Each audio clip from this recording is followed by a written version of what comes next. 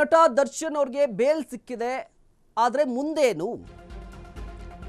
D ಗ್ಯಾಂಗ್ಗೆ bale ಸಿಕ್ಕಿದ ಹಿನ್ನೆಲೆಯಲ್ಲಿ ಮೇಲ್ಮನವಿ ಹೋಗಲಿಕ್ಕೆ ತಯಾರಿಯನ್ನ ಮಾಡಿಕೊಂಡಿದ್ದಾರೆ. ಜಾಮೀನು ಪ್ರಶ್ನಿಸಿ ಮೇಲ್ಮನವಿ ಸಲ್ಲಿಸಲಿಕ್ಕೆ ಪೊಲೀಸರು ಸಿದ್ಧತೆಯನ್ನ ಮಾಡಿಕೊಂಡಿದ್ದಾರೆ.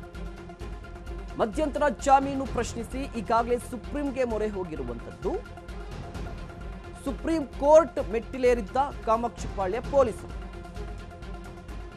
ಆದರೆ ಜಾಮೀನು ಮಂಜೂರಾದ ಹಿನ್ನೆಲೆಯಲ್ಲಿ ಆ ಅರ್ಜಿ ವಜಾ ಆಗಲಿದೆ. ಹೀಗಾಗಿ ಹೊಸದಾಗಿ ಕೋರ್ಟ್ ನೀಡಿರುವ ಜಾಮೀನಿಗೆ ಕೊಕ್ಕೆ ಹಾಕುವ ಸಾಧ್ಯತೆ ಇದೆ.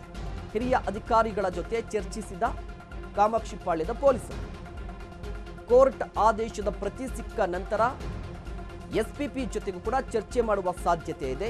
ಎಲ್ಲರ ಜೊತೆ ಚರ್ಚಿಸಿ ಪೊಲೀಸರಿಂದ ಸುಪ್ರೀಂ ಕೋರ್ಟ್ ಮೊರೆ ಹೋಗುವ ಸಾಧ್ಯತೆ ಇದೆ.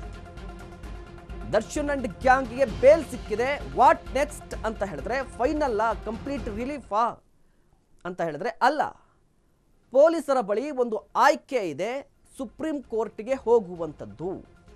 ಈಗಾಗಲೇ ಮಧ್ಯಂತರ ಬೇಲ್ ಸಿಕ್ಕಿತ್ತಲ್ವಾ ದರ್ಶನ್ ಅವರಿಗೆ, ಅದನ್ನು ಪ್ರಶ್ನೆ ಮಾಡಿ ಸುಪ್ರೀಂ ಕೋರ್ಟ್ನಲ್ಲಿ ಅರ್ಜಿ ಹಾಕಿದ್ದಾರೆ.